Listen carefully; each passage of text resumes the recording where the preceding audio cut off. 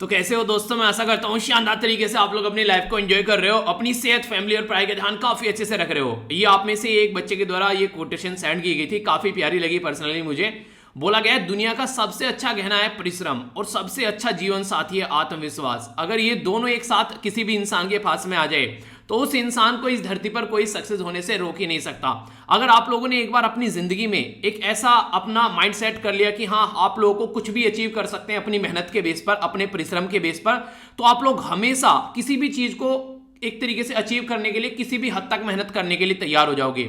और इसी के साथ में आप लोगों को ये मेहनत करते हुए ये भी पता रहेगा कि हाँ आप लोगों के अंदर आत्मविश्वास है और आप लोगों का आत्मविश्वास जो है वो आप लोगों को डिगने नहीं देगा। ठीक है, यानी कि आप लोग हमेशा उस पाथ पर लगे रहोगे जो काम आप लोगों को अचीव करना है। इसीलिए आप लोगों ने देखा होगा जब कोई नया नया बच्चा आता है ना, जब कोई पढ़ाई स्टार्ट करता है तो वो ना एक तरीके से बिल्कुल ऐसा माइंड रहता है वे ढुलमुल रवैया वाला। किसी ने बोला यार ये यहां से जाकर पढ़ लो, किसी ने बोला यार ये किताब पढ़ लो, किसी ने बोला तुम तो अच्छे से पढ़ नहीं रहे हो, ये इस तरीके से शेड्यूल फॉलो करो। ये सारी चीजें वो इधर उधर भागता हुआ नजर आएगा एक छोटे से मेमने के बच्चे की तरह। पर लेकिन जब उसको पता चल जाता है कि अच्छा ये है सिलेबस, ये है बेसिकली रिसोर्सेज और ये पुराने क्वेश्चन पेपर देखने हैं, और वो सिलेबस के बेस पर अपनी चीजें पढ़ना स्टार्ट कर देता है, एक एक चीज को आइडेंटिफाई करता है, उस इंसान को उसका टारगेट अचीव करने से कोई नहीं रोक सकता। उसके अंदर एक अलग ही लेवल का आप लोग कॉन्फिडेंस नजर आएगा।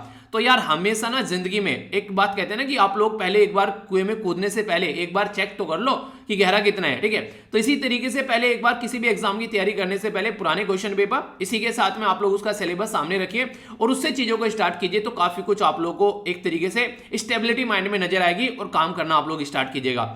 और हमेशा दोस्त भी वही बनाइए जो आप लोगों को लगता है कि एक पढ़ने वाला सीरियस इंसान है जिसको सिलेबस पता है। अगर सिलेबस नहीं पता है तो बोलिए कि यार तुम जो किसी और को दोस्त बनाओ। ठीक है, यानी कि ये आप लोग एक इंडिकेटर हो सकता है कि आप लोग एक दोस्त बना सकते हैं जिसको सिलेबस पता है, इसका मतलब उसने तैयारी सीरियस तरीके से की है।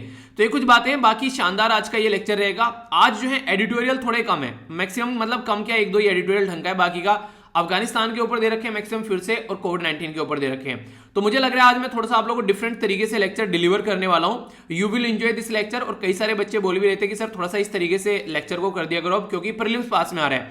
तो कुछ ऐसी चीजें हम लोग डिस्कस करेंगे, मतलब थोड़ा सा अलग तरीके से।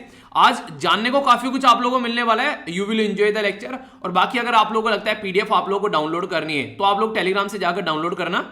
टेलीग्राम पर सारी चीजें आप लोगों को एक जगह इकट्ठी मिल जाती है। आप लोग यहां पर देख सकते हैं टेलीग्राम पर सारी पीडीएफ आप लोगों को मिल जाती है। स्टडी लवर वीर के नाम से टेलीग्राम का जो लिंक है ये वीडियो के नीचे मिल जाएगा, और आंसर राइटिंग का जो लिंक है ये यहां पर आप लोग जाकर इस पे लिख सकते हैं। तो 48,000 के करीब आंसर राइटिंग में भी ज्वाइन हो चुके हैं बच्चे, और इस टेलीग्राम पर तो आप लोग 1,37,000 के करीब है। ठीक है, तो यहां से जाकर सारी चीजें इकट्ठी मिल जाती है, और जो भी क्वेश्चन पोस्ट करता हूं तो उसका आंसर जरूर दिया कीजिए। ठीक है, तो ये जैसे आप लोगों का जैसे क्वेश्चन कई बार पूछता हूं तो यहाँ पर आप लोगों को देखने को मिलेगा जैसे कि ये हो गया। ठीक है, इसका मान लीजिए आप लोगों ने अटेम्प्ट किया यहाँ पर, ठीक है, अटेम्प्ट कर दिया, तो यहाँ पर जैसे आप लोग क्लिक करेंगे ना तो ये जो बल्ब खुलकर आता है इस पर जाकर आप लोग देखना। ठीक है, तो यहाँ से कई बार एक्सप्लेनेशन भी रहता है और आंसर तो यहाँ पर मिल ही जाता है। तो यहाँ पर अगर आप लोग किसी को लगता है कि यार वीडियो देखनी है पूरी, तो यहाँ पर जाकर आप लोग क्लिक कर वीडियो भी देख सकते हैं। ठीक है, तो ये बेसिक इन्फॉर्मेशन इसलिए क्योंकि कई सारे बच्चे जो है उनको समझ में नहीं आता कैसे क्या करना है, तो इसके बारे में आइडिया रखिएगा।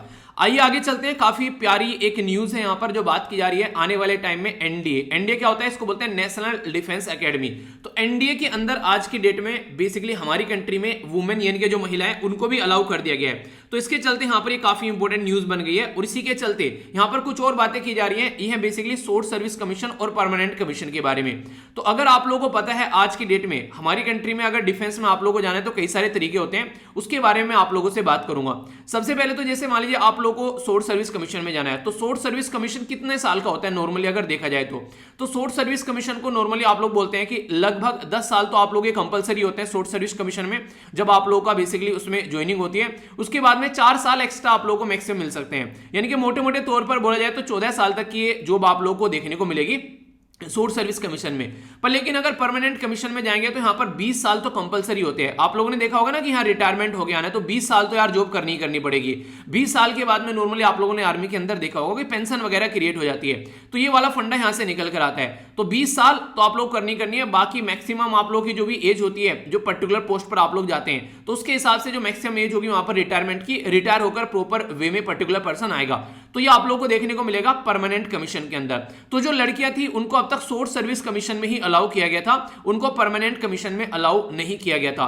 तो इसकी वजह से काफी सारी दिक्कतें देखने को मिलती थी, यानी कि एक तरीके से नहीं कि भेदभाव की भावना निकल कर आती है। और जबकि हमारा संविधान में अगर आप लोग जाएंगे तो संविधान क्या बोलते हैं, संविधान तो यार इक्वलिटी के बारे में बात करते हैं, पर लेकिन इक्वलिटी के बारे में जब हम लोग बोलते हैं तो इक्वलिटी कहीं देखने को नहीं मिलती है। तो इसके चलते ये बोला गया कि ये तो लड़कियों के साथ में भेदभाव कर रहे हैं आप लोग, यानी कि उनको इक्वल दर्जा प्रोवाइड ही नहीं करा रहे। तो किस तरीके से हम लोग संविधान को इंप्लीमेंट कर रहे हैं आजादी के इतने साल बाद में भी। तो इसी के चलते बोला गया कि कम से कम संविधान तो इस तरीके से इंप्लीमेंट करो ताकि उनको राइट टू इक्वलिटी मिल सके, ताकि उनको भी फंडामेंटल राइट जो संविधान के द्वारा दिए गए वो उनको इंप्लीमेंट किया जा सके। पर लेकिन ऐसा कुछ देखने को मिला नहीं। तो इसी के चलते सुप्रीम कोर्ट के अंदर जब केस पहुंचा तो सुप्रीम कोर्ट ने बोला कि हाँ यार थोड़ा सा इसको ऐसे लेकर चलते हैं कि आज की डेट में अगर कोई भी यहाँ पर लड़की जो है वो परमानेंट कमीशन में जाना चाहती है, और ऐसा भी तो हो सकता है कोई लड़की स्टार्टिंग से ही आर्मी में जाना चाहती हो, तो उसी के हिसाब से यहां पर चीजें आप लोगों को आगे देखने को मिलेगी। ठीक है, तो इसके बारे में यहां पर ये बातें की गई। तो इसके बारे में याद रखिएगा, राइट टू इक्वलिटी के बारे में जब मैंने आप लोगों से बोला अगर संविधान में आप लोग जाएंगे तो पार्ट 3 में आप लोगों को देखने को मिलेंगे फंडामेंटल राइट। और इन फंडामेंटल राइट के अंदर जब आर्टिकल 12 से लेकर आर्टिकल 35 तक आप लोग जाएंगे, इसमें आप लोगों को राइट टू इक्वलिटी देखने को मिलेंगे आर्टिकल 14 से लेकर आर्टिकल 18 तक। पेन और कॉपी लेकर बैठना, बहुत सारी ऐसी चीजें होती हैं जो बताता हूं आप लोगों को। वो सारी चीजें कई बार ऐसी होती है मुझे माइंड में आती रहती हैं कि अच्छा इसको भी बता देते हैं, आर्टिकल के अंदर नहीं देखने को मिलेगी, एक्स्ट्रा इन्फॉर्मेशन होती है, नोट डाउन करते रहना उसको। ठीक है, रिवीजन करने में भी आप लोगों को हेल्प मिलेगी। ठीक है, तो ये वाली चीजें कहीं नहीं दे रखी थी, पर लेकिन एक्स्ट्रा चीजें पर इंपॉर्टेंट है, डायरेक्ट कई बार मैच करने के लिए स्टेट पीसीएस के अंदर आ जाती हैं। आप लोग देखोगे पेपर उठाकर तो सारी चीजें आप लोगों को क्लियर, क्रिस्टल क्लियर नजर आने लगेगी। तो छोटी छोटी बातें होती है, इनको याद रखना। एंट्री के बारे में अगर बात करें, देखिए अगर आप लोग शॉर्ट सर्विस कमीशन में जाते हैं, जो यहाँ पर आप लोगों को देखने को मिलेगी टेक्निकल एंट्री जो होती है शॉर्ट सर्विस कमीशन के अंदर, जैसे बीटेक वगैरह आप लोगों ने कर लिया तो आप लोग कई सारी टेक्निकल एंट्रीज देखने को मिल जाती हैं। ठीक है, जिसके थ्रू मैंने आप लोगों को बताया ना, मैंने भी कई बार यहाँ पर बेसिकली इन एंट्रीज के थ्रू गया। इसी के साथ में एफकेट के थ्रू आप लोगों ने देखा होगा, एफकेट का जो पेपर देते हैं एयरफोर्स के अंदर में, वो भी एक काफी प्यारा पेपर है, उसके थ्रू भी एसएसबी देने गया था मैं। तो ये सारी चीजें आप लोगों ने कई बार देखी होगी। तो ये सारी जो चीजें होती हैं ये बेसिकली नॉर्मली अगर देखा जाए तो आप लोगों को यहाँ पर दोनों तरीके से लोग देखने को मिलेंगे। एक तो होता है यहाँ पर शॉर्ट सर्विस कमीशन के लिए और दूसरा परमानेंट, तो दोनों को डिवाइड यहाँ पर किया गया है। तो यहाँ पर जो बात की जा रही है नॉन टेक्निकल एंट्री ओटीए वाली होती है। ठीक है, तो ये आप लोगों को देखने को मिलेगा, सीडीएस का एग्जाम होता है, तो कई तरीके से यहाँ पर एंट्री कर सकते हैं शॉर्ट सर्विस कमीशन के अंदर भी। पर लेकिन यहाँ पर लड़कियों के लिए शॉर्ट सर्विस कमीशन रखा गया था, लड़के परमानेंट कमीशन में जा सकते हैं। अगर लड़का कोई यहाँ पर इसके थ्रू एंट्री होगी तो वो लंबे समय तक यहाँ पर अपनी लाइफ को एंजॉय कर सकते हैं। बाकी अगर स्टार्टिंग से आप लोग देखिएगा यहाँ पर, जैसे एनडीए के बारे में मैंने अभी आप लोगों से बात की, एनडीए क्या होता है, वो 10+2 के बाद में आप लोग एनडीए में जाना स्टार्ट कर देते हैं। वहां पर फिर वो क्या करते हैं, आप लोगों को ग्रेजुएट कराते हैं, बेसिकली 4 साल तक आप लोग की पढ़ाई कराते हैं, उसके बाद में फिर आगे चलती है। और आफ्टर इंजीनियरिंग भी आप लोग यहां पर देखने को मिलेगा। तो कहने का मतलब यहां पर है कि लड़कियों के लिए यहां पर बस ये वाला पोर्शन था जो कि शॉर्ट सर्विस कमीशन की कैटेगरी में आता था, और लड़के यहां पर ये सारी चीजें एंजॉय कर पा रहे थे। तो ये काफी बड़ी बात थी। इसी के साथ में एक और काफी एक मुद्दा था यहां पर, जो कि यहां पर लड़का और लड़की में भेदभाव किया जा रहा था। ये था बेसिकली कि इंटरचेंज अगर किसी को करना है कमीशन के अंदर, ठीक है, तो यहां पर लड़कियों के लिए वो भी चीजें अलाउ नहीं थी प्रॉपर वे में, क्योंकि लड़कियां, अगर लड़का कोई है यहां पर शॉर्ट सर्विस कमीशन में, वो चाहता है जाना आगे चलकर, तो एक तरीके से उसके लिए अलाउ किया जाता था, पर लेकिन लड़कियों के अंदर आप लोगों को देखने को नहीं मिलेगा यहां पर। ठीक है, तो यहां पर शॉर्ट सर्विस कमीशन के बाद में उसका गुड ट्रैक रिकॉर्ड देखा जाएगा, एनुअल कॉन्फिडेंशियल जो उसकी रिपोर्ट है वो देखी जाएगी, उसके बाद में उसको परमानेंट कमीशन रिकमेंड कर दिया जाता था। पर लेकिन लड़कियों के लिए नहीं है। पर हाँ, एक और इंपॉर्टेंट बात यहां पर, शॉर्ट सर्विस कमीशन से आप लोग यहां पर परमानेंट कमीशन के अंदर जा सकते हैं, पर लेकिन परमानेंट कमीशन से आप लोग शॉर्ट सर्विस कमीशन के अंदर नहीं आ सकते हैं। ये इंपॉर्टेंट है, ये आप लोग याद रखिएगा। ठीक है, ये कैन नॉट शिफ्ट, क्योंकि वहां पर तो आप लोग ऑलरेडी परमानेंट के लिए गए ना। ठीक है, तो इसके बाद में अगर चाहे तो आप लोग वॉलंटरी रिटायरमेंट ले सकते हैं, वो एक अलग बात है, पर लेकिन एक तरीके से आप लोग इसमें से इसके अंदर नहीं जा सकते हैं, यानी कि vice versa is not possible, यानी कि यहां से यहां पर आप लोग जा सकते हैं पर यहां से आप लोग यहां पर नहीं आ सकते हैं। तो ये बातें समझाने की कोशिश की जा रही है। तो अभी ये न्यूज में इसलिए आ गया कि वुमेन को बोला गया कि एडमिट करने के लिए सेंट्रल गवर्नमेंट ने सुप्रीम कोर्ट को बोला है, ये यहां पर कि इसके चलते यहां पर ये काम करने जा रहे हैं। तो अभी यहां पर एक एफिडेविट भी फाइल किया जाएगा 22 सितंबर को, जिसमें क्लैरिटी आएगी कि क्या क्या यहां पर प्रोसीजर यहां पर होने वाला है। ठीक है, तो काफी इंपॉर्टेंट है। अगर वुमेन इंपावरमेंट के लिए भी कुछ लिखने के लिए आता है तो उसको भी आप लोग यहां पर यूज कर सकते हैं। सोसाइटी के पॉइंट ऑफ से बात करें, डिफेंस सिक्योरिटी के पॉइंट ऑफ से बात करें, तो किसी भी टॉपिक के अंदर आप लोग इसको काउंट करके चल सकते हैं। ठीक है, तो इंपॉर्टेंट है, इसके बारे में याद रखिएगा। ओके, नेक्स्ट जो इंपॉर्टेंट आर्टिकल है यहां पर, इसके बारे में थोड़ा सा अलग तरीके से बताया गया। अगर एडिटोरियल में मैं आप लोगों से बात करूं तो उत्तर प्रदेश में इलेक्शन के बारे में बात की जा रही है। ठीक है, तो वहां पर वो बेसिकली पॉलिटिक्स बताई गई उत्तर प्रदेश के इलेक्शन की, तो वो तो आप लोगों के लिए इंपॉर्टेंट नहीं है उत्तर प्रदेश के इलेक्शन की पॉलिटिक्स पर, लेकिन वहां पर एग्रीकल्चर को लेकर जो भी आज के डेट में प्रोटेस्ट चल रहे हैं यहाँ पर, उसको लेकर जो भी यहाँ पर एमएसपी या फिर यहाँ पर आप लोगों को जो फेयर रेम्यूनरेटिव प्राइस निकल कर आ रहा है, उसको लेकर कई सारी बातें निकलकर सामने आ रही है। तो सबसे पहले मैं आप लोगों को यहाँ पर बता देता हूँ क्या क्या फंडा यहाँ पर चलता है, उसके बाद में आप लोग चीजों को अंडरस्टैंड कर पाएंगे। सबसे पहले यहाँ पर आइए देख लेते हैं बेसिकली सिस्टम क्या है। सिस्टम अगर आप लोगों को एग्रीकल्चर के बारे में पूछे कोई आप लोगों से अपने देश के अंदर क्या फंडा है, तो आप लोगों को यहाँ पर बेसिकली किसान किस किस लेवल के हैं, तो ये आप लोगों को देखने को मिलेंगे किसान हमारी कंट्री में कैसे डिसाइड किए जाते हैं। पहले बोलते हैं मार्जिनल किसान। मार्जिनल किसान किसको बोलेंगे यहाँ पर, ये बोलते हैं जिनके पास में 1 हेक्टेयर या फिर उससे कम जमीन है। दूसरे को बोलते हैं स्मॉल होल्डिंग, यानी कि इससे थोड़ा सा ज्यादा 1 से लेकर 2 हेक्टेयर तक जमीन है। सेमी मीडियम होल्डिंग, इसके पास में 2 से लेकर 4 हेक्टेयर तक आप लोगों को देखने को मिलेगी। मीडियम होल्डिंग जिसके पास में 4 से लेकर 10 हेक्टेयर तक देखने को मिलेगी। और यहां पर आप लोगों को देखने को मिलेगी यहां पर बेसिकली लार्ज होल्डिंग, जिसके पास में बेसिकली 10 हेक्टेयर तक आप लोग 10 हेक्टेयर या फिर उससे ज्यादा देखने को मिलेगी। अगर आप लोगों ने प्राइम मिनिस्टर मोदी साहब की 75 जो अभी हमारी कंट्री में अभी यहां पर जो आजादी की स्वतंत्रता की आप लोगों ने स्पीच सुनी होगी, यहां पर 15 अगस्त को 75वीं आजादी की सालगिरह हम लोग सेलिब्रेट करने की एंट्री कर रहे हैं, तो उसके चलते उन्होंने बोला था कि 80% से भी ज्यादा किसान जो है हमारे देश के अंदर में वो ऐसे हैं जो स्मॉल फार्मर हैं, यानी कि उनके पास में यहां पर 1 हेक्टेयर या फिर उससे भी कम जमीन आप लोगों को देखने को मिलेगी। 1 से 2 हेक्टेयर के बीच में आप लोगों को यहां पर चीजें नजर आएंगी। तो ये आप लोगों को पता होना चाहिए अगर आप लोग लिखने जा रहे हैं कुछ, और अगर आप लोग देखते हैं फार्मर की फैमिली से निकल कर आते हैं, किसान की फैमिली से, तो आप लोग से इंटरव्यू में भी यहां पर क्वेश्चन पूछ ले जाएंगे कि इसके बारे में आप लोगों को क्या पता है। तो अभी यहां पर जो बात की जा रही है कि एमएसपी फॉर रबी क्रॉप, अगर रबी क्रॉप के बारे में आप लोग जानना चाहते हैं तो आप लोगों को ये जो स्लाइड है ये काफी फायदा पहुंचाएगी। हमारी कंट्री में क्रॉपिंग सेशन जो है, जो हमारे यहाँ पर जैसा माहौल रहता है, इन्वायरमेंट रहता है, उसके हिसाब से 3 कैटेगरी में इसको डिवाइड किया गया है। पहला रबी, दूसरा खरीफ और तीसरा है जायद। अगर आप लोग देखेंगे इनको बोने का टाइम क्या है, ठीक है, और इनको कटने का टाइम क्या है, उसके बारे में आप लोग ध्यान रखिएगा। जो बोने का टाइम होता है यहाँ पर अक्टूबर से दिसंबर तक आप लोगों को देखने को मिलेगा रबी क्रॉप के अंदर। इसमें क्या होता है बेसिकली आप लोग गेहूं वगैरह उगाते हैं, आप लोगों ने देखा गेहूं लगाए जाते हैं यहाँ पर बेसिकली सर्दियों के टाइम पर, और फिर काटे जाते हैं अप्रैल और जो बेसिकली मार्च अप्रैल मई के टाइम में आप लोग वहां पर कटते हुए नजर आएंगे। नॉर्मली अप्रैल से लेकर मई आप लोग बोल सकते हैं, ठीक है। तो ये चीजें आप लोगों को देखने को मिलेगी। जैसे बोलते हैं यहां पर, तो यहां पर गेहूं वगैरह हो गए, तो उदाहरण के तौर पर आप लोग क्या किया कीजिए, जैसे मान लीजिए रबी क्रॉप के बारे में पढ़ना है आप लोगों को, तो कोई एक क्रॉप पकड़ ली, जैसे गेहूं की खेती आप लोगों ने पकड़ ली। अच्छा, गेहूं की खेती ऐसे होती है, तो आप लोग गांव से आते हैं तो आप लोग को पता हो कब बोई जाती है, कब काटी जाती है, तो वो रबी की कैटेगरी में बेसिकली आप लोगों को देखने को मिलेगी, ठीक है। तो जब काटी जाती है तो अप्रैल से लेकर जून तक का टाइम ड्यूरेशन आप लोगों को देखने को मिलेगा, ठीक है। तो ये सीजन भी आप लोगों से पूछ ले जाते हैं। तो मस्टर्ड हो गया, सरसों, आप लोग गेहूं के अंदर सरसों भी डाल देते हैं, सरसों के दाने डाल दिए बीच बीच में, ठीक है। हालांकि अब तो अलग अलग उगाने लगे हैं, पर लेकिन नॉर्मली कई जगह देखने को मिल जाता है कि मिक्स क्रॉप इसको बोल देते हैं आप लोग। तो पंजाब, हरियाणा, जम्मू कश्मीर, उत्तराखंड, उत्तर प्रदेश, काफी बड़ा ये बेल्ट आप लोगों को देखने को मिलेगा जो इस तरीके की खेती की जाती है। दूसरा खरीफ के बारे में जब आप लोग बात करते हैं तो जून और जुलाई में इसको बोया जाता है और फिर सितंबर अक्टूबर में इसको काटा जाता है, यानी कि ये लगभग आप लोग बोल सकते हैं कि बीच की हो गई एक तरीके से। अगर देख रहे हैं गर्मियों में लगभग इसको एक तरीके से नहीं बोया जाएगा और फिर काटा जाएगा इसको जाकर थोड़ा सा सर्दियों के पास में, यानी कि अक्टूबर सितंबर में, ठीक है। हालांकि थोड़ी सर्दी अभी आई नहीं, अक्टूबर में आना स्टार्ट हो गई थोड़ी। तो इसमें चावल वगैरह देखने को मिलेंगे, मेज वगैरह, ज्वार, बाजरा, ये जो दलहन वाला जो एरिया होता है, ठीक है, सोयाबीन वगैरह, ग्राउंड नट हो गए, मूंगफली वगैरह हो गए, ठीक है। ये सारी आप लोग देखते हैं। जूट की खेती भी यहीं पर की जाती है, इसे गाँव में सन बोलते हैं ना, जिसे आप लोगों ने गाँव में देखा होगा जो चारपाई बनाई जाती है, ठीक है। तो उसकी ये सारी चीजें आप लोगों को यहाँ पर देखने को मिलेगी। तो बान बोलते हैं बेसिकली उनको कि हाँ एक तरीके से इसको रस्सियां जो बनाई जाती हैं, ठीक है। जैसे गाय भैंस उनके एक तो आप लोग क्या वर्ड यूज करते हैं, एक तो आप लोग यूज करते हैं नॉर्मली जो जंजीर होती है उसको बांधने के लिए, इसको जेबड़ा बोलते हैं नॉर्मली एक तरीके से, अगर उसको यूज किया जाए गांव वाली लोकल भाषा में हमारे साइड में, तो वो रस्सी टाइप में जो बनाते हैं उनको बांधने के लिए, वो भी यहां पर इसी से बनाई जाती है। तो आसाम के अंदर कोस्टल एरिया में आप लोगों को देखने को मिलेगा बेसिकली तेलंगाना, इसी के साथ में तमिलनाडु, केरला और महाराष्ट्र में ये खेती आप लोगों को होती है नजर आएगी।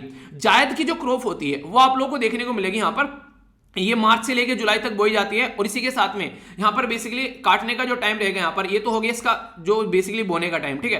ये यहां पर इसी के साथ में आप लोगों को ये इसके बीच में देखने को मिलेगा, ठीक है। देखिए नॉर्मली रबी और खरीफ की जो क्रॉप मैंने आप लोगों को बता दी, तो इसके बीच में आप लोगों को मार्च से लेकर जुलाई तक इसका बोने का और कटने का टाइम आप लोगों को नजर आएगा।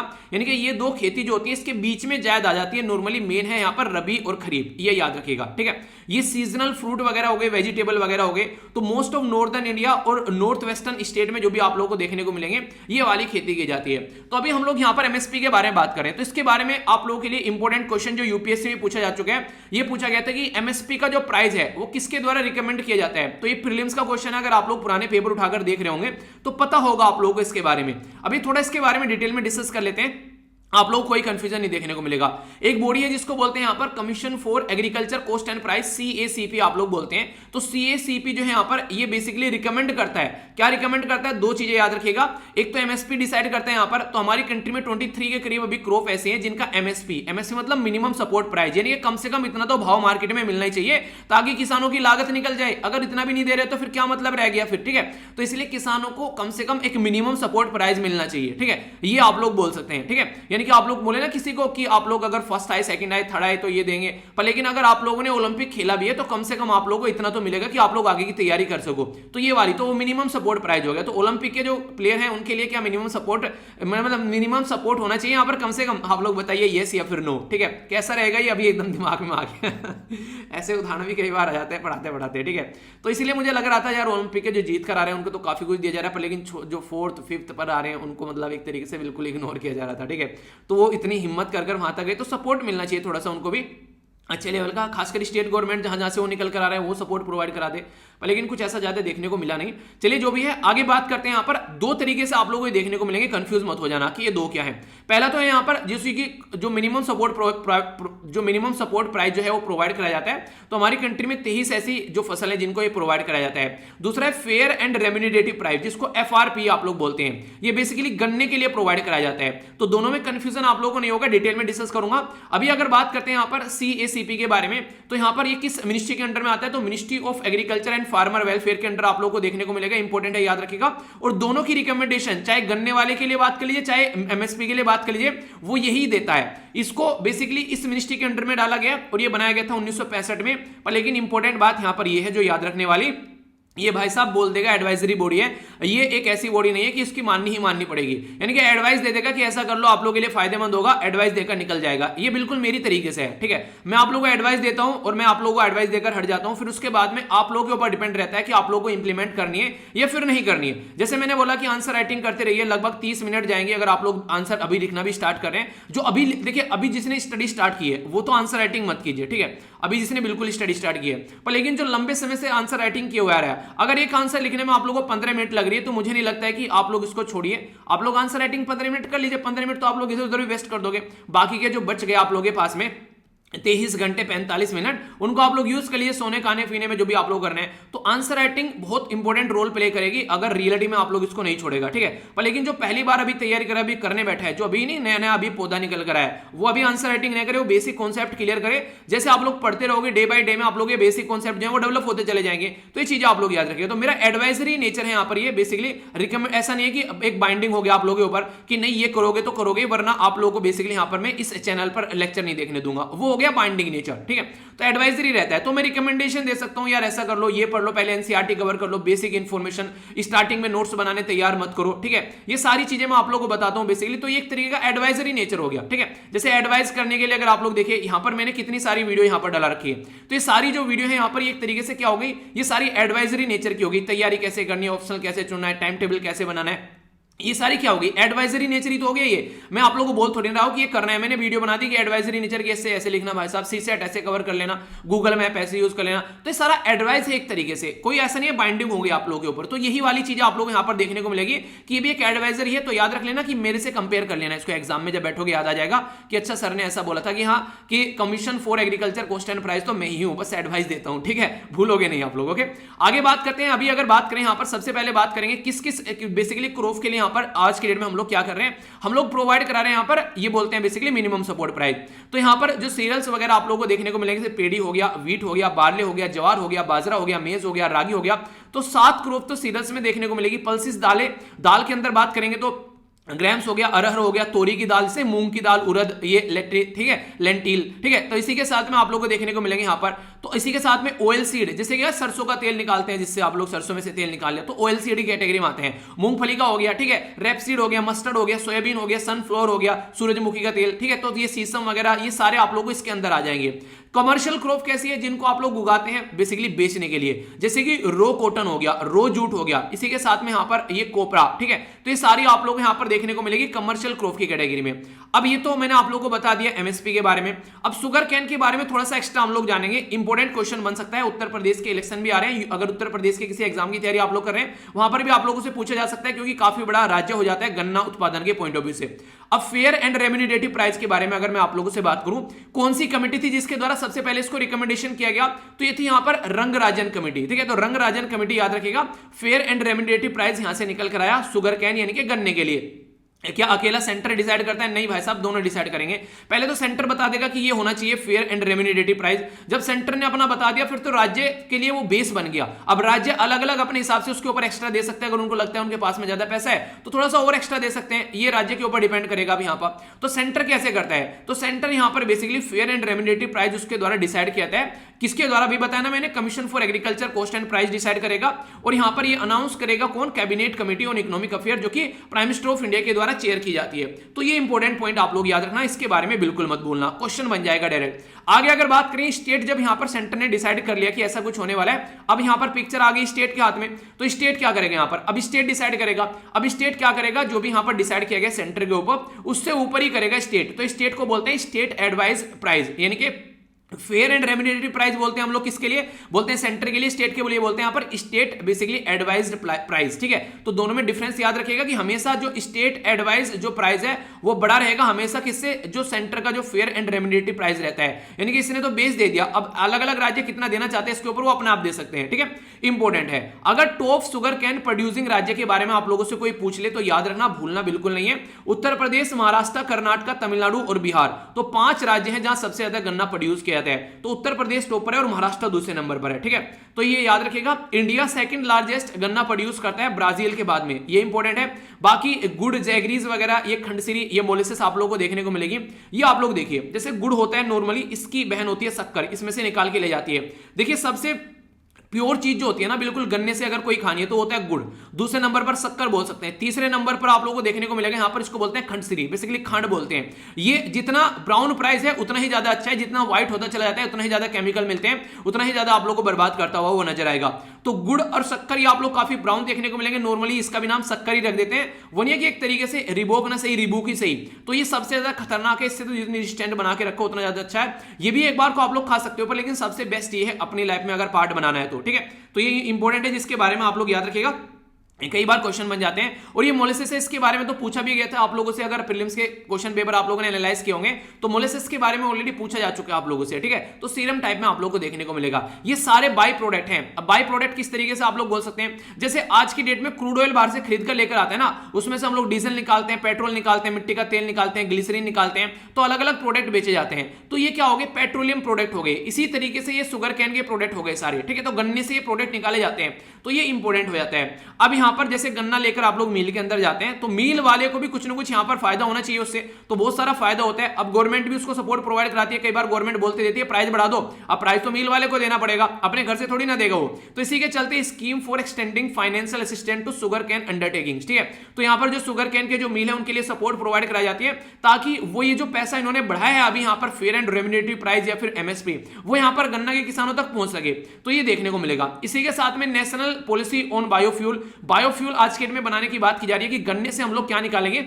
आज की डेट में हम लोग जैसे कि पेट्रोल डीजल निकालते हैं नॉर्मल तरीके से, तो पेट्रोल डीजल में मिक्स कर हम लोग जैसे कि एथेनॉल बोल देते हैं, तो गन्ने से आप लोग एथेनॉल निकाल सकते हैं। अभी बोला गया ना हमारी कंट्री में कि एथेनॉल की एक तरीके से हम लोग मिक्स करेंगे। अच्छा चलिए क्वेश्चन पूछ लेता हूं, रिवीजन वाली वीडियो में भी मैंने आप लोगों से ये बातें की थी और इसके साथ में हर जगह आप लोगों को बताया। एक और छोटी सी बात यार, कई सारे बच्चे पूछ रहे हैं कि सर जो वो लेंथी वीडियो बनाई है जो कि आप लोगों ने देखी, लगभग 12 घंटे करीब की वीडियो है यार, उसमें जो भी चीजें मैंने आप लोगों से डिस्कस की है ना, वो इंपॉर्टेंट मैंने जिस्ट जो निकाला है वहां पर, जो नॉर्मल आप लोगों की जो रेगुलर वीडियो आती थी ना मंथली, तो उसमें से इंपॉर्टेंट पॉइंट लगाकर मैंने आप लोगों के वहां पर बेसिकली आप लोगों के लिए प्रोवाइड कराए हैं।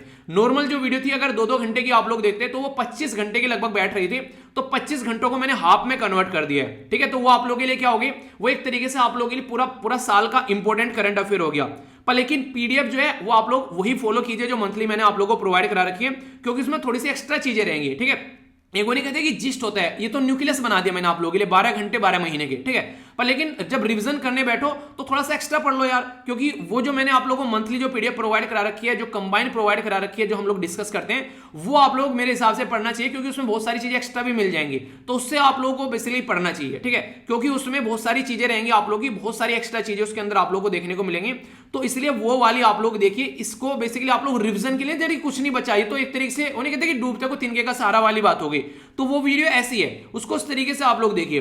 पीडीएफ आप लोग मंथली वाली ही रखिए, वो जो मैंने आप लोगों को प्रोवाइड करा रखी है, उससे आप लोग थोड़ा सा और एक्स्ट्रा पढ़ पाएंगे, क्योंकि जिस्ट पढ़ना और एक तरीके से एक्स्ट्रा पढ़ने में डिफरेंस आप लोगों को देखने को मिलेगा।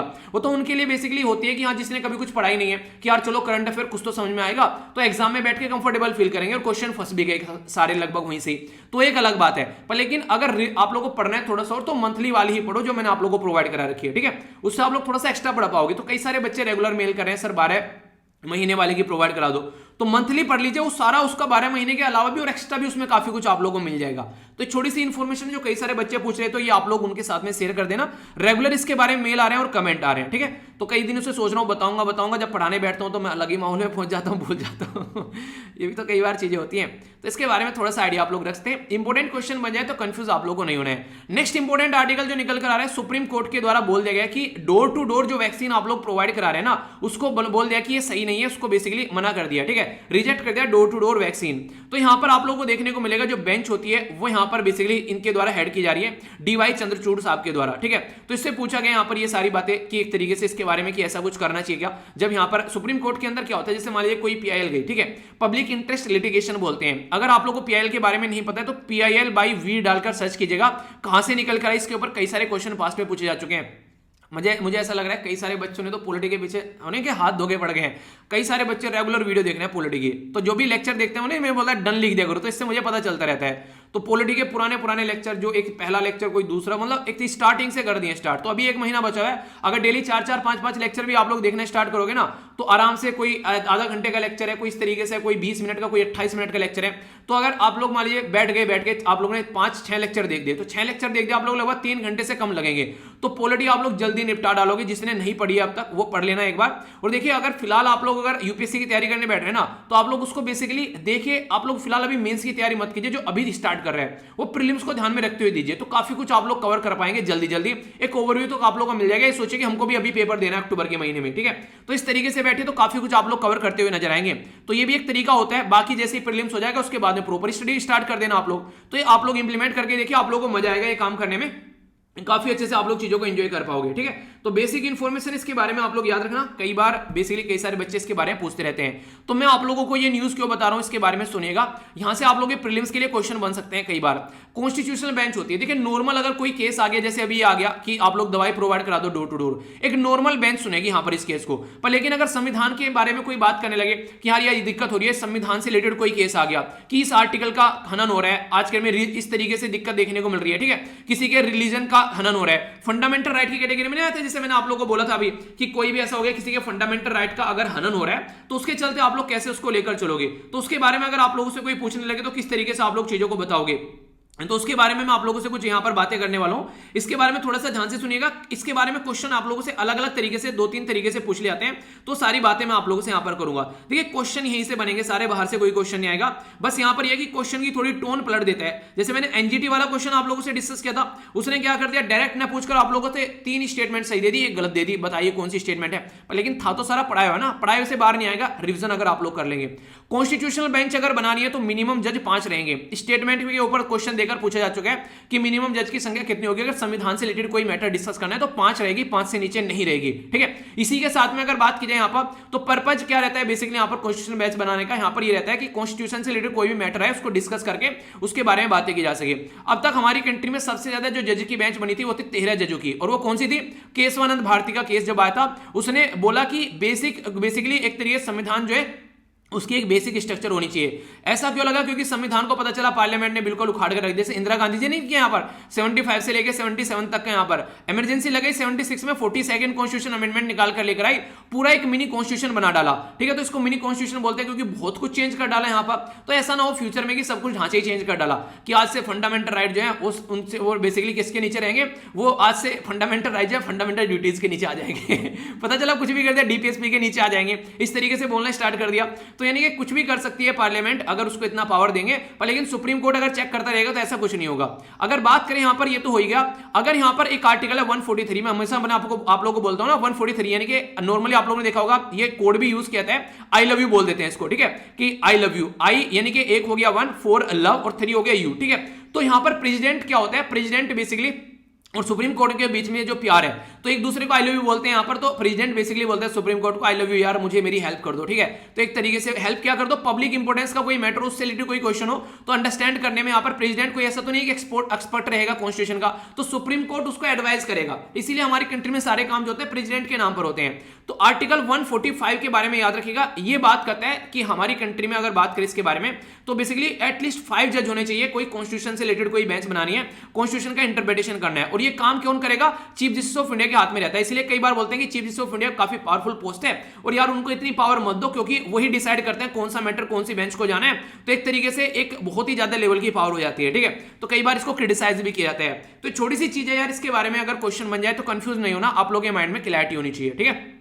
तो इसके बारे में यहां पर बात की जा रही है। आइए आगे चलते हैं। यहां पर एक आर्टिकल काफी इंपॉर्टेंट है जिसको मैं डिटेल में काफी डिस्कस यहां पर करूंगा आप लोगों से। ये बेसिकली बात क्या कर रहा है, ये आर्टिकल यहां पर आप लोगों से बात कर रहा है आईपीसीसी के बारे में और ग्रीन हाइड्रोजन के बारे में। तो इसके बारे में हम लोग समझने जा रहे हैं यहां पर। अभी यहां पर ये एडिटोरियल है बेसिकली आप लोगों के सामने। साइंटिस्ट और कई सारे जो टेक्नोक्रेट्स हैं, यानी कि अलग अलग जो टेक्निकल फील्ड के जो ज्ञाता हैं, उनके द्वारा ये बोला गया जो फॉसिल फ्यूल हम लोग बेसिकली जला रहे हैं, कोयला वगैरह, मिट्टी का तेल, डीजल, पेट्रोल, ये सब हम लोग जो जला रहे हैं, इसके चलते आज की डेट में अगर बात करें 830 मिलियन टन पर एनम हम लोग कार्बन डाइऑक्साइड रिलीज कर रहे हैं। और जैसे ही मार्केट में वो कार्बन डाइऑक्साइड आती है तो वो क्या करती है, टेम्परेचर बढ़ाती है। जहां पर हम लोग धरती पर रहते हैं, धरती का जैसे ही टेम्परेचर बढ़ता है, टेम्परेचर बढ़ना स्टार्ट हो गया, तो इससे क्या होगा, इससे नॉर्मली जैसे जैसे टेम्परेचर बढ़ेगा आप लोगों को देखने को मिलेगा इसका अलग अलग एरिया में इंपैक्ट पड़ना स्टार्ट हो जाता है। सबसे पहले तो बोलते हैं ग्लेशियर के ऊपर काफी ज्यादा इंपैक्ट पड़ता है। तो जो ग्लेशियर पिघलने स्टार्ट हो जाते हैं, अगर ग्लेशियर पिघलने स्टार्ट होंगे, मान लीजिए ग्लेशियर है, पिघलने स्टार्ट हो गए, पानी यहां से पिघल कर ये जाने स्टार्ट हो गए, तो क्या होगा, फिर बाढ़ आनी स्टार्ट हो जाएगी। तो अलग अलग रीजन में आप लोगों को बाढ़ देखने को मिलेगी, लोग जो है डूबते हुए नजर आएंगे। तो ये इसी का इंपैक्ट आप लोग यहां पर देखने को मिलेगा जब यहां पर ये चीज आप लोगों के सामने निकल कर आती है। तो कार्बन डाइऑक्साइड की वजह से टेम्परेचर बढ़ता है। तो अलग अलग अगर आप लोगों ने ज्योग्राफी में ध्यान से ये चीजें पढ़ी होगी, अगर क्या मतलब पढ़ी होगी ना, उसमें टेम्परेचर काफी इंपॉर्टेंट रोल प्ले करता है पर्टिकुलर खेती को करने में।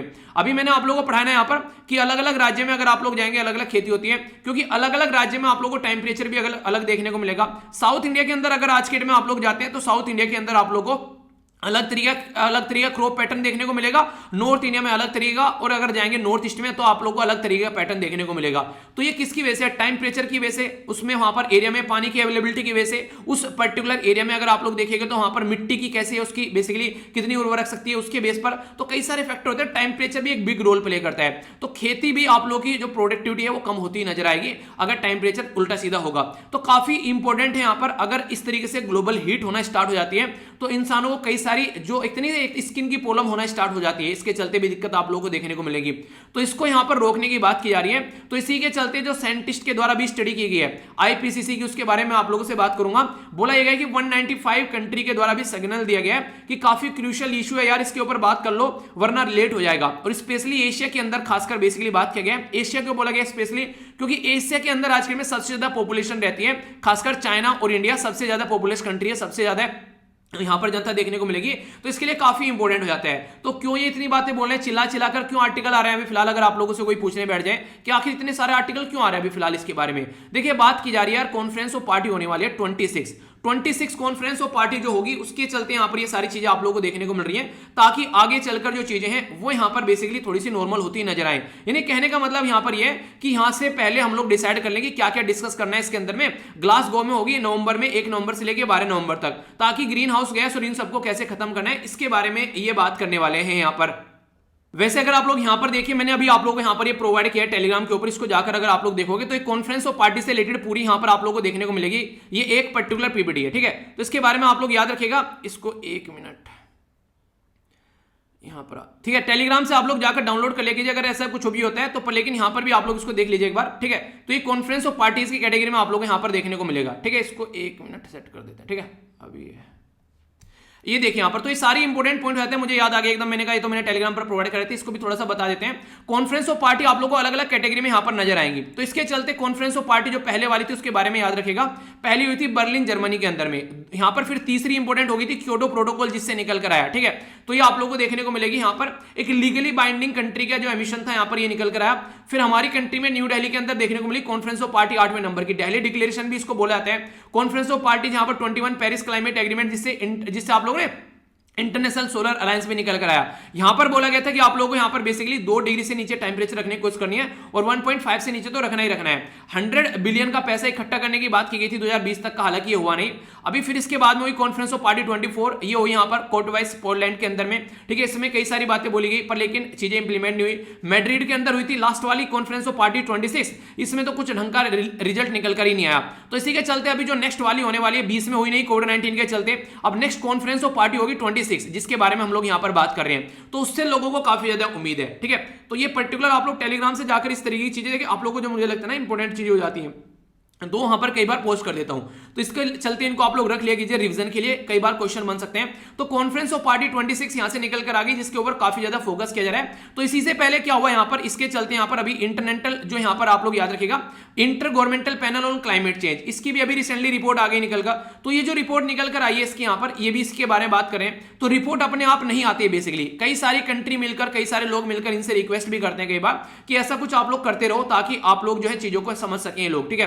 तो इसके बारे में याद रखिएगा, पहली जो यहां पर ये रिपोर्ट आई थी 1990 में आई थी, सेकंड 1995 में, थर्ड 2001 में, फोर्थ 2007 में, और यहां पर ये फिफ्थ जो आई थी 2014 में, और सिक्स्थ जो अभी आ रही है ये 3 पार्ट में आने वाली है। पहला इसका वर्जन अभी यहां पर इनके द्वारा पब्लिश किया गया है, क्योंकि ये चाहते थे कॉन्फ्रेंस ऑफ पार्टी जो है यहां पर 26 से पहले कुछ लोगों के हाथ में बेसिकली बात करने के लिए मुद्दा रहे, तो इसके चलते इन्होंने एक वर्जन इसका अभी डिक्लेयर कर दिया गया है। बाकी के 2 वर्जन 2022 में आएंगे, इनके आगे भी आप लोगों को सर में दर्द करता हुआ नजर आएगा, आगे भी आप लोगों को इसके बारे में पढ़ना है। अगर बात करें इसके बाद में कई सारी स्पेशल रिपोर्ट निकाल कर लाई जाती है बीच बीच में, एमिशन के बारे में, रिन्यूएबल एनर्जी के बारे में, क्या क्या डिजास्टर हो रहे हैं, ग्लोबल वार्मिंग के बारे में, क्लाइमेट या फिर ओशन से रिलेटेड कुछ मुद्दे, तो इनके बारे में स्पेशल रिपोर्ट भी आ चुकी है। ये याद रखिए ना रखिए पर लेकिन ये इंपॉर्टेंट है, पूछ लिया जाएगा कि 5th रिपोर्ट जो है वो कब आई थी, पहली रिपोर्ट कब पब्लिश की गई थी, सप्लीमेंट्री रिपोर्ट भी यहां पर एक देखने को मिली थी 1992 में। तो ये चीजें पूछी जा सकती हैं, और इंपॉर्टेंट इतनी है ये ऑर्गेनाइजेशन, इसको 2007 में नोबेल पीस प्राइज भी दिया जा चुका है, और जब दिया गया था नोबेल पीस प्राइज तो 45वें जो वाइस प्रेसिडेंट है यूनाइटेड स्टेट ऑफ अमेरिका के, उनके साथ में मिलकर इनको ये मिला था। इन्हीं ने बोला था कि यार बेसिकली 1.5 डिग्री सेंटीग्रेड के लेवल तक ही टेम्परेचर आप लोग रखो ताकि यहां पर चीजें आगे न बढ़े, और प्री इंडस्ट्रियल वर्ड यूज कर दिया गया। प्री इंडस्ट्रियल मतलब जब इंडस्ट्रीज डेवलप होना स्टार्ट हुई थी, अगर बात करेंगे आप लोग यहां पर तो 1760 के बीच से अगर आप लोग देखने स्टार्ट करिए यहां पर, तो यहां पर एक तरीके से बेसिकली यहां पर ये पीरियड बोला जाता है कि स्टार्ट हुआ यहां से, ठीक है। तो इतना यहां से बेसिकली 1800 बोला 1840 या फिर 1820 1840 तक ये टाइम पीरियड पहुंचा, जब बड़ी बड़ी इंडस्ट्री आ गई, बहुत काफी लार्ज स्केल पर इन्होंने बेसिकली लार्ज स्केल पर नहीं एक मैन्युफैक्चरिंग एक्टिविटी स्टार्ट कर दी, तो उस टाइम से टेंपरेचर बढ़ना स्टार्ट हो गया, तो वहां पर कंट्रोल लेकर जाना है। इसी की वजह से तो ग्लेशियर पिघल रही है, तो दिक्कत देखने को मिल रही है, तो इसको कंट्रोल करना है। तो उसी के चलते इनके द्वारा बोला गया कि ग्रीन हाइड्रोजन को हम लोग को बेसिकली लेकर चलना चाहिए। तो ग्रीन हाइड्रोजन ये काफी इंपॉर्टेंट है, क्योंकि अभी हमारी कंट्री में 15 अगस्त के दिन भी प्राइम मिनिस्टर मोदी साहब के द्वारा इसके बारे में अनाउंसमेंट किया गया। तो ग्रीन हाइड्रोजन के बारे में भी अगर क्वेश्चन आप लोगों से बनने लगे तो कंफ्यूज आप लोगों को नहीं होना है। तो इसीलिए मैं आप लोगों को बेसिकली ग्रीन हाइड्रोजन के बारे में बात कर रहा हूं, तो इसके बारे में डायरेक्ट क्वेश्चन आप लोगों से एग्जाम में बन जाए तो आप लोगों को देखिए इसके बारे में क्या क्या पता होना चाहिए, तो वो हम लोग बातें करेंगे, ठीक है। सबसे पहले तो यहां पर ये याद रखिएगा, इसको पूरा जो नाम दिया गया है यह national hydrogen energy mission NHEM, ठीक है। तो यहां पर अभी आज की डेट में जो हमारी कंट्री का भी टारगेट है और कई सारे लेवल पर बोला यह जा रहा है कि यहां पर ज्यादा से ज्यादा ग्रीन हाइड्रोजन इंप्लीमेंट करना है। रीजन क्या है, आप लोग सोचिए H2O है, ठीक है। तो H2O क्या है, यहां पर पानी होता है, तो पानी में से अगर हाइड्रोजन हम लोग निकाल लेते हैं नेचुरली, आप लोग देखिए एक तरीके से, तो इससे कोई पोल्यूशन थोड़ी ना फैलेगा। तो ये अच्छा तरीका है एक तरीके से, तो इस तरीके से आप लोग काम कर सकते हैं। तो काफी कुछ है यहाँ पर, तो इसके चलते कई सारे लोग जो है आगे आ रहे हैं निकलकर, और टारगेट भी कई सारे बनाए जा रहे हैं। अभी और भी टारगेट में चेंज होते हुए आप लोग को नजर आएंगे। हमारी कंट्री अभी बोला जा रहा है कि आज के में टोटल 15 कंट्री है, तो हमारी कंट्री भी उसको ज्वाइन करने वाली है। नेशनल जो यहाँ पर हाइड्रोजन मिशन के बारे में बात करते हैं, 1.45 मिलियन टन जो ग्रीन हाइड्रोजन बोला जा रहा है 2023 तक यहाँ पर टारगेट है। 5.5 मिलियन टन हाइड्रोजन अगर कंज्यूम किया जाता है ओनली इंडिया के द्वारा, तो काफी कुछ यहाँ पर देखने को मिलेगा। आने वाले टाइम में फॉसिल फ्यूल को हम लोग रिप्लेस करते हुए नजर आएंगे। अगर 2030 तक के बारे में बात करें तो यहाँ पर council of energy, environment and water जो है, जो कि ग्रीन हाइड्रोजन की डिमांड कर रही है, उसके द्वारा बोला जा रहा है कि कि 1 मिलियन टन के करीब इंडिया एक तरीके से अलग अलग सेक्टर में यूज कर सकता है, ठीक है, जैसे कि अमोनिया, स्टील, मेथनॉल, यहाँ पर ट्रांसपोर्ट, ये एनर्जी स्टोरेज। तो यहाँ पर एप्लीकेशन इसका किया भी जा रहा है अभी आज के डेट में, और आगे भी अच्छा बढ़ा सकता है इसको। तो कहने का मतलब ये कि ऑप्शन है कई सारे और आप लोग आगे भी इनको इंप्लीमेंट कर सकते हैं। कहां से निकल कर आया भाई साहब, ये एक बार बता दो। बजट 2020-21 में इसके बारे में अनाउंस किया गया था कि नेशनल हाइड्रोजन एनर्जी मिशन जैसा कोई प्रोडक्ट आने वाला है। तो इसके चलते खासकर ये काफी बड़ा रोल प्ले करेगा अगर हम लोग यूज कर पा रहे हैं इसको ट्रांसपोर्ट सेक्टर के अंदर में, तो काफी बड़ा रोल होगा यहाँ पर। तो कैसे हाइड्रोजन को यूटिलाइज करना है उसके बारे में बात करते हैं। इसी के साथ में पेरिस एग्रीमेंट में हम लोग ऑलरेडी बोल चुके हैं कि रिड्यूस करेंगे फॉसिल फ्यूल, जैसे कि कार्बन डाइऑक्साइड को कम करेंगे, कोयला कम करेंगे, डीजल पेट्रोल का खपत कम करेंगे। तो उसके चलते तो ये काफी इंपॉर्टेंट है। और हाइड्रोजन जो होता है ये यहाँ पर एक तरीके से आप लोगों को देखने को मिलेगा फर्स्ट एलिमेंट पीरियोडिक टेबल, ठीक है, तो जो आप लोगों ने नॉर्मली केमिस्ट्री के अंदर रटी भी होगी। याद है आप लोगों को जब आप लोगों से पूछा जाता था कि इसको बताइए कि कौन सा यहाँ पर आता था, मुझे भी याद आते कुछ कुछ वर्ड ऐसे ऐसे करके, लीना का रब से फिर कुछ ऐसे करके, बिना मैगी के सारी बारात, ऐसे ऐसे मतलब एक्रोनिम तैयार किए गए थे याद करने के लिए उस टाइम पर। अब कुछ कुछ याद आता है, कुछ कुछ भूल गए हूं, हालांकि सारे याद नहीं है, कुछ कुछ पर अभी भी रिकॉल हो जाते हैं। तो 3 कैटेगरी में इसको डिवाइड किया जाता है। ग्रे हाइड्रोजन होता है एक तो, ठीक है, तो यहाँ पर इंडिया के अंदर काफी बल्क प्रोडक्शन इसका देखने को मिलता है। तो ये फोसिल फ्यूल से निकाला जाता है, नेचुरल गैस से निकाला जाता है, ठीक है, प्रोडक्ट है यहाँ पर बाई प्रोडक्ट इससे निकल कर आता है काफी लार्ज स्केल पर कार्बन डाइऑक्साइड, जो कि दिक्कतें देखने को मिल जाती है, ठीक है। जो ब्लू हाइड्रोजन है यहाँ पर ये सोर्स रहता है फोसिल फ्यूल, बाय प्रोडक्ट यहाँ पर कार्बन मोनोऑक्साइड और कार्बन डाइऑक्साइड, ठीक है। इसी के साथ में कैप्चर और स्टोर किया जाता है बेटर देन ग्रे, यानी कि इससे थोड़ा सा अच्छा है ये देखने को मिले। अब हम लोग बात करें यहाँ पर ग्रीन हाइड्रोजन के बारे में, तो ग्रीन हाइड्रोजन जो है रिन्यूएबल एनर्जी आप लोगों को देखने को मिलेगी, सोलर एनर्जी इसी के साथ में, जिस तरीके से बिल्कुल एक तरीके से इस तरीके के पैटर्न में नजर आएगा, इसमें कोई भी मिलावट नहीं नजर आएगी। इलेक्ट्रिसिटी अगर बात करें यहाँ पर एक तरीके से, तो वाटर यहाँ पर जैसे कि मैंने बोला ना अभी H2O जो यहाँ पर होता है, तो यहाँ पर उसमें से स्प्लिट कर आप लोग हाइड्रोजन और बेसिकली ऑक्सीजन निकाल सकते हैं। तो बाय प्रोडक्ट क्या होगा, वाटर होगा और वाटर वेपर होगी, यानी कि यहां से अगर आप लोग इसको बनाते हैं तो कार्बन डाइऑक्साइड निकल कर आते हैं, यहाँ पर कार्बन डाइऑक्साइड और कार्बन मोनोऑक्साइड निकल कर आता है, हालांकि इसके कंपेयर में कम निकल कर आते हैं। यहाँ तो भाई साहब कार्बन डाइऑक्साइड ही खत्म कर दिया आप लोगों ने, तो इसलिए इसको ग्रीन हाइड्रोजन बोला गया, क्योंकि CO2 निकाल ही नहीं रहा है, ये H2O यहाँ पर बेसिकली वाटर और वाटर वेपर निकाल रहा है आप लोगों के लिए। तो ऐसी प्रोडक्ट कैसा रहेगा, तो इस प्रोडक्ट को इंप्लीमेंट करने के बारे में बात की जा रही है। तो क्वेश्चन अगर जनरल साइंस के अंदर बन जाए ना, तो ये मत बोलना कहां से बन गया, तो इसके चलते आप लोगों से पूछा जा सकता है कि इसके बारे में आप लोग क्या समझते हैं। तो बेसिक इंफॉर्मेशन है, आज की डेट में कई सारी कंट्री ऐसी है जो टॉपर चल रही है इसमें, जैसे कि जापान हो गया, साउथ कोरिया हो गई, दबाकर काम कर रही है इस एरिया में, ठीक है। तो हम लोग भी इसके एरिया में काम कर सकते हैं आने वाले टाइम में। अगर बात की जाए तो कई सारे एरिया आप लोग इस तरीके से इंप्लीमेंट कर सकते हैं। एक तो डिसेंट्रलाइज हाइड्रोजन आप लोग प्रोडक्शन आप लोगों को प्रमोट करना चाहिए, यानी कि ऐसा नहीं बस सेंट्रल गवर्नमेंट मिलकर काम करिए, क्यों ना स्टेट को भी लगा दिया जाए प्रॉपर में, अलग अलग अगर प्राइवेट ऑर्गेनाइजेशन आ रही है उनको भी लगा दिया जाए, तो इस तरीके से। इसी के साथ में round the clock renewable energy आप लोग को देखने को मिल जाएगी। ब्लेंड कर सकते हैं हाइड्रोजन जो एग्जिस्टिंग प्रोसीजर होता है उसके साथ में, अगर थोड़ा सा डेवलपमेंट आप लोग करें। पॉलिसी मेकर को फैसिलिटेट करना चाहिए इन्वेस्टमेंट अर्ली स्टेज में। देखिए आज की डेट में अगर मैं आप लोगों को बोलूं कि आप लोग जाकर क्या करो, आप लोग बच्चों को पढ़ाना स्टार्ट कर दो, ठीक है, पर लेकिन मैं आप लोगों को पढ़ा ही नहीं रहा हूं, तो पहले मुझे स्टार्ट करना पड़ेगा ना कि कुछ बच्चों को मुझे पढ़ाना है, जैसे मैं आज की डेट में आप लोगों को पढ़ा रहा हूं, ठीक है। तो अगर मैं खुद ही वो काम नहीं कर रहा हूं तो फिर क्या फायदा आप लोगों को बोलने से, तो वो वाली चीजें, तो इस तरीके से वो चीजें आप लोगों को बोलने का मतलब है जो मैं खुद कर रहा हूं, तो उसी के बारे में बात की जा रही है, तो इंपॉर्टेंट है याद रखना। बाकी यहां पर इंडिया के अंदर अगर बात करें आज के डेट में नेशनल सोलर मिशन चली रहे हैं, डोमेस्टिक मैन्युफैक्चरिंग चली रही है, आप लोगों को पता है, यहां पर मैंने इसके बारे में आप लोगों को बताया भी है रिन्यूएबल एनर्जी के बारे में। हमारी कंट्री का टारगेट 2022 तक क्या है ये याद रखना, कई बार क्वेश्चन पूछे जा चुके हैं इसमें, ठीक है। तो टोटल मिलाकर 175 गीगावाट था 2022 तक का, जिसमें 100 गीगावाट था सोलर, 60 था इसमें विंड एनर्जी, बायोमास था 10 और यहां पर स्मॉल हाइड्रो था 5, तो ये था। पर लेकिन अभी इसको 450 कर दिया गया बढ़ाकर, कब तक का, 2030 तक का, ठीक है।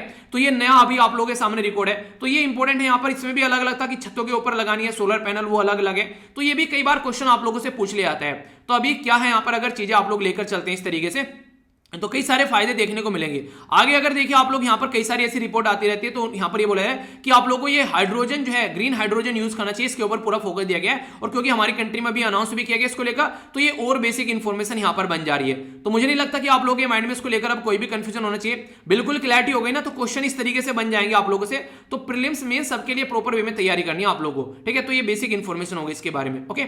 इसी के साथ में आगे बढ़ते हैं, यहाँ पर बेसिकली बात की जा रही है झारखंड के अंदर ये बोला गया कि 75 5% के करीब जो कोटा है वो इंप्लीमेंट किया जाएगा आज की डेट में, जो लोकल लोगों के लिए, खासकर जो भी यहाँ पर जॉब में। आप लोगों ने हरियाणा के अंदर भी ऐसी कुछ चीजें आई थी, कई सारे राज्य में ऐसी चीजें निकल कर आ रही है, तो ऐसे ही कुछ आप लोग यहाँ पर देखने को मिल रहा है। तो झारखंड के अंदर आप लोगों को चीजें देखने को मिलेगी, तो ये हो गया एक्जैक्टली झारखंड यहाँ पर, ठीक है। तो इसके अंदर यहाँ पर चीजें इंप्लीमेंट करने की कोशिश की जा रही है ताकि लोकल एरिया पर लोगों को ये चीजें प्रोवाइड कराई जा सके। तो बेसिक चीजें होती हैं ये, आप लोग कई बार इस तरीके से आप लोगों को चीजें देखने को मिल जाती हैं, तो इसके बारे में आप लोग आइडिया रख सकते हैं। कई बार छोटे छोटे क्वेश्चन आप लोगों से बन जाते हैं, ठीक है, तो इसके बारे में आइडिया रखिएगा थोड़ा सा। इसके साथ में अगर आगे बढ़े यहाँ पर, अभी बोला गया है कोलेजियम सिस्टम के तहत यहाँ पर बेसिकली अप्रूव किया गया 12 जजेस का नाम परमानेंट जजेस के लिए यहाँ पर, ठीक है। तो 10 एडिशनल जज कर्नाटक हाईकोर्ट के लिए और 2 केरला के लिए। तो कोलेजियम सिस्टम के बारे में अगर कोई पूछने लगे तो याद रखेगा, हमारी कंट्री में सुप्रीम कोर्ट में अगर जजेस को अपॉइंटमेंट करना है तो आर्टिकल 124 है, हाई कोर्ट के अंदर जाना है तो आर्टिकल 217 है। ये तो बेसिकली संविधान के अंदर आप लोगों को देखने को मिलेगा, मेंशन किया गया है किस तरीके से इंप्लीमेंट करना है। पर लेकिन कोलेजियम सिस्टम के बारे में क्वेश्चन जैसे बन चुके हैं पहले भी, तो याद रखना ना तो ये एग्जीक्यूटिव बॉडी है जैसे कि प्लानिंग कमीशन हो गई थी, नीति आयोग होगी, ना ही आप लोगों की एक स्टैट्यूटरी बॉडी है, पार्लियामेंट में एक्ट पास करके बनाई गई है, और ना ही ये, सॉरी गलत बोल दिया, एक मिनट, यहां पर ये आप लोगों को पार्लियामेंट के अंदर देखने को मिलेगी, यहां पर ना ही ये आप लोगों को कॉन्स्टिट्यूशन बॉडी देखने को मिलेगी, ठीक है। ये एक तरीके से एक इनोवेशन है यहां पर, ये सुप्रीम कोर्ट का खुद से ही एग्जीक्यूटिव जो अथॉरिटी हमारी कंट्री में, जैसे कि आज के में पार्लियामेंट नहीं नीति आयोग बना देते हैं, तो उस तरीके से भी नहीं बनाएगी। तो एक इनोवेशन है, केस बाय केस। पहला केस निकल गया 1981 में, तो यहां पर सुप्रीम कोर्ट में जज चीफ जस्टिस ऑफ इंडिया के हाथ में पावर थी सारी। सेकंड जज केस आ गया तो यहां से कोलेजियम बना, 3 मेंबर की बॉडी बन गई, एक तो हो गई चीफ जस्टिस ऑफ इंडिया और एक हो गया यहां पर बेसिकली 2 जज, ये डिसाइड करेंगे कैसे कैसे अपॉइंटमेंट करनी है। 3 जजमेंट केस है, यहां पर 4 मेंबर की बॉडी बना दी, और ये आर्टिकल 43 यहां पर अगर किसी को रिकमेंडेशन करनी है, अगर प्रेसिडेंट को एडवाइस करनी है, तो यहां पर भी काफी बड़ा रोल प्ले करता है। तो 5 मेंबर की बॉडी हो जाती है, चीफ जस्टिस ऑफ इंडिया और 4 सीनियर मोस्ट जज, तो ये डिसाइड करते हैं कहां पर कैसे जाना है, ठीक है। हाई कोर्ट के अंदर भी कोलेजियम है, पर लेकिन हाई कोर्ट को भी अगर कोलेजियम जो फॉलो कर रहे हैं उसमें भी ऐसे ही देखने को मिलेगा कि हाई कोर्ट के जो चीफ जज हो गए और बाकी यहां पर 4 सीनियर मोस्ट जज हो गए, पर लेकिन अप्रूवल लेना पड़ेगा इनको यहां पर किससे, ये अप्रूवल लेना पड़ेगा सुप्रीम कोर्ट से, यानी कि फाइनल ऑथोरिटी सुप्रीम कोर्ट का बेसिकली कोलेजियम सिस्टम हो गया। इसके बाद में फिर आगे इसको रिकमेंड कर देते हैं कोलेजियम सिस्टम, ठीक है, कि यहां पर ऐसे ऐसे चल के गवर्नमेंट के पास में नाम पहुंच जाएंगे। गवर्नमेंट क्या करेगी, फिर देखेगी जो जो जज के नाम दिए गए क्या वो उल्टे सीधे कामों में तो संलिप्त नहीं है, तो इंटेलिजेंस ब्यूरो जो है वो जाकर उनको चेक करेगी कि ये जज कैसे हैं, सुप्रीम कोर्ट और हाई कोर्ट के अंदर जो जज लाए जा रहे हैं, क्योंकि सही इंसान वहां पर पहुंचना चाहिए। तो ये तरीका यहां पर बेसिकली सामने निकल कर आता है। तो ये पूरा प्रोसीजर है यहां पर अपॉइंटमेंट का, इसके बारे में याद रखिएगा, क्वेश्चन बन जाए तो कंफ्यूज आप लोगों को नहीं होना है, ठीक है। आगे बात करते हैं, यहां पर बात की जा रही है इन्फोर्समेंट डायरेक्टरेट के बारे में। तो ईडी जो है यहां पर, ये हमारी कंट्री में काफी इंपॉर्टेंट बॉडी है, तो इसी के बारे में यहां पर बात की जा रही है। तो अगर आप लोगों से इन्फोर्समेंट डायरेक्टरेट के बारे में कोई पूछ ले तो कंफ्यूज आप लोगों को मत होना, थोड़ा सा इसके बारे में आप लोगों को बता देता हूं। नॉर्मली आप लोगों से जीएस पेपर सेकंड के पेपर के अंदर भी पूछी जा सकती है आप लोगों से इसके बारे में, जो इन्फोर्समेंट डायरेक्टरेट है, ठीक है, स्टैट्यूटरी बॉडी और क्वासी जुडिशियल जो बॉडी आती है वहां पर। अगर बात करें इसके बारे में यहाँ पर, तो मेन तो इसका ये है कि कहां पर आज के डेट में अगर बात करें हमारी कंट्री में जैसे इकोनॉमिक रिलेटेड जो फ्रॉड हो रहे हैं उनके बारे में बात करें, तो 2 चीजें आप लोग याद रखिएगा। एक तो है फीमा, ठीक है, एक मैंने आप लोगों को पहले बताया था ये, एक तो है फीमा यहाँ पर जिसको बोलते हैं basically foreign exchange agreement act. एक तो इससे इसके बेसिकली काम करने का एक ये 2 लॉ है जिससे काम करने का इसकी पावर निकल कर आती है। दूसरा यहाँ पर बेसिकली इसको बोलते हैं पीएमएलए, ठीक है। तो याद रखना फीमा जो है यहाँ पर ये 1999 का और पीएमएलए 2002 का, इसको बोलते हैं बेसिकली कि prevention of the money laundering act. तो यहां से इसकी चीजें निकल कर आती है। इसके लिए यहां पर जो पावर निकल कर आती है, ये जो इंप्लीमेंट किया गया था इसको 1956 में इसको बनाया गया था कि ऐसी कोई बॉडी होनी चाहिए जो कि यहां पर इन चीजों को देख सके, और इसके अंदर जो भी ऑफिसर रहेंगे, मैंने आप लोगों को बताया था अलग अलग सर्विसेज से निकालकर इसके अंदर जो ऑफिशियल निकाल कर लाए जाते हैं जिनको यहां पर अपॉइंटमेंट किया जाता है, ठीक है। तो जो डायरेक्ट है यहां पर रिक्रूटमेंट किया जाता है, बेसिकली डायरेक्टली जो रिक्रूटमेंट आप लोगों को डायरेक्ट देखने को मिलेंगे वो ड्रॉ किए जाते हैं अलग अलग सर्विसेज से, जैसे कि कस्टम एक्साइज हो गया, पुलिस हो गया, वहां से उनको डेपुटेशन पे भी कई बार लाया जाता है, ठीक है। इसी के चलते आप लोग को यहां पर ये चीज देखने को मिलेगी। तो काफी इंपोर्टेंट ये बॉडी हो जाती है जिसके बारे में आप लोग याद रखिएगा, ठीक है। इसके अगर कोई भी ऑर्डर पास कर दिया जाता है यहां पर जो इसके द्वारा, ठीक है, यानी कि इस पर्टिकुलर बॉडी के द्वारा, तो आप लोग हाई कोर्ट में जा सकते हैं डायरेक्टली कि हाँ ऐसा कुछ देखने को मिल रहा है उसके चलते उस केस के खिलाफ। तो ये बेसिक इन्फॉर्मेशन है इसके बारे में। सीबीआई के बारे में आप लोगों को पता ही है, यहाँ पर बेसिकली सीबीआई से रिलेटेड यहाँ पर ये थे, पर लेकिन अभी यहाँ पर दिल्ली में पुलिस कमिश्नर बने तब से लेकर यहाँ पर केस चल रहा है इनके बारे में, क्योंकि बोला यह जाता है कि दिल्ली और यूनियन टेरिटरी सॉरी उसी से रिलेटेड कोई पर्सन यहां पर इस पोस्ट में आना चाहिए उस कैडर का, पर लेकिन गुजरात कैडर के पर्सन को यहां पर बैठा दिया लाकर, तो एक कंट्रोवर्सी क्रिएट यहां पर हो गई थी, ठीक है। तो सीबीआई को किसके द्वारा रिकमेंड किया गया था, एक कमेटी का नाम मैंने आप लोग कई बार बताया, उस कमेटी का नाम आप लोग जरा बता दीजिए एक बार। आगे बात करते हैं इंडिया और रशिया के रिलेशन के बारे में बात की जा रही है। तो इंडिया और रशिया मिलकर अफगानिस्तान के मुद्दे पर बात करने के लिए तैयार है, तो काफी इंपॉर्टेंट इशू बन जाता है, इसके बारे में आप लोग हल्का सा आइडिया रखिएगा। आगे चलकर कैसे अफगानिस्तान के अंदर शांति बैठानी है, तो काफी इंपॉर्टेंट है, रशिया परमानेंट मेंबर भी है, तो इसलिए इंपॉर्टेंट यहां पर हो जाता है। इंपॉर्टेंट एक यहां पर ये न्यूज है, इसके बारे में आप लोग याद रखिएगा। हमारी कंट्री में भी एक कमेटी बनाई गई है, पैनल बनाया गया है, तो ड्रग कंट्रोलर जनरल, ठीक है, तो ये हेड करेंगे इसको, जिनका नाम है वीजी सोमनी, ठीक है। तो यहां पर वीजी सोमनी जो है यहां पर ये इसको हेड करेंगे। ये इनके द्वारा तैयार किया जा रहा है यहां पर न्यू ड्रग कॉस्मेटिक और मेडिकल डिवाइस बिल, तो ये नया बिल आने वाला है। तो ministry of health and family welfare के अंदर ये चीजें हैं, और food safety and standard authority के द्वारा भी यहां पर पार्टिसिपेट किया जाएगा, क्योंकि जब भी यहां पर ये सारी चीजें आती हैं कहीं ना कहीं एक काफी इंपॉर्टेंट एक रिकमेंडेशन और नेचर ऐसा नहीं कि पूछ लिया जाए क्या चल रहा है, ठीक है। एक इंपॉर्टेंट है इंडिया और ऑस्ट्रेलिया के बारे में 2+2 डायलॉग के बारे में बात की जा रही है। 2+2 डायलॉग में याद रखना, अभी हम लोगों ने यूएसए के बारे में बात की थी कुछ दिनों पहले, अभी यहां पर ऑस्ट्रेलिया के बारे में है। तो यहां पर हमारे फॉरेन मिनिस्टर रहते हैं और प्लस डिफेंस मिनिस्टर रहते हैं, तो 2 हमारी कंट्री के foreign minister defence minister, 2 Australia के फॉरेन मिनिस्टर डिफेंस मिनिस्टर, तो मिलकर बात करेंगे इन मुद्दों के बारे में, कई सारे मुद्दों के, ठीक है। तो ये अभी इंडिया होने वाला है यहां पर, इंडिया के अंदर और जो इंडिया और ऑस्ट्रेलिया के बीच में। तो क्वेश्चन बन जाए तो कंफ्यूज मत होना, 2+2 क्या है बेसिकली, आप लोगों के माइंड में क्लैरिटी होनी चाहिए। अफगानिस्तान के अंदर अगर आप लोग बात करेगा तो तालिबान जो है वो बेसिकली आप लोगों को पता है पावर में आ चुके हैं। तो यहां पर नवाज शरीफ साहब जो है यहां पर ये बेसिकली यहां पर इनके जो यानी मुल्ला मोहम्मद जो हसन है, ये आज की डेट में यूएन डेजिग्नेटेड टेररिस्ट है कई सारे, वो यहां पर जो तालिबानी गवर्नमेंट बना रहे हैं उसमें ये देख रहे हैं कि यहां पर ये पावर में आ रहे हैं। अभी यूएसए के द्वारा ये बोला गया कि पहले इनका काम देखेंगे, उसके बाद में देखेंगे कि कैसे सैंक्शन में इनको रिलीफ देनी है, क्योंकि इनके सबके ऊपर कई सारे सैंक्शन लगाए जा चुके हैं, ठीक है। तालिबान के अंदर क्या सिस्टम चल रहा है देखिए, लड़के इधर बैठेंगे और लड़कियां इधर बैठेंगी, बिल्कुल अलग अलग ऐसे पढ़ाई चलेगी अब यहां पर तालिबान के अंदर। तो ये बातें हैं। बाकी चाइना बड़ा खुश है, चाइना बोल रहा है, वेलकम कर रहा है तालिबान को कि भाई साहब बहुत सही चीजें चल रही हैं, एनआरकी खत्म हो गई, यानी कि गड़बड़ खत्म हो गई, अच्छा चीज आ गई, अच्छे दिन आ गए। तो पाकिस्तान वाली भाषा बोल रहे हैं यहां पर, ये भी तो काफी बुरी बात है।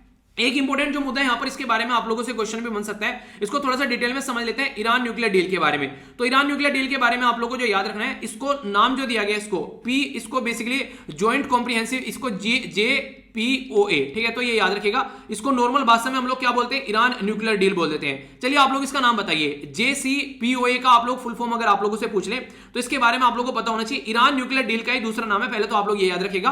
P5+1 यहां पर जो मेंबर है वो पार्टिसिपेट करते हैं, परमानेंट 5 मेंबर आप लोगों को पता ही है, China, France, basically China, France, Russia, इसी के साथ में यूके, यूनाइटेड स्टेट। और यहां पर अगर बात करें P5+1 में जर्मनी भी ऐड हो जाता है, ठीक है। इसके अलावा आप लोगों को अभी यूरोपियन यूनियन भी ऐड हो रहा है इसके अंदर ही, ठीक है। तो कई सारे देखने को मिलेंगे।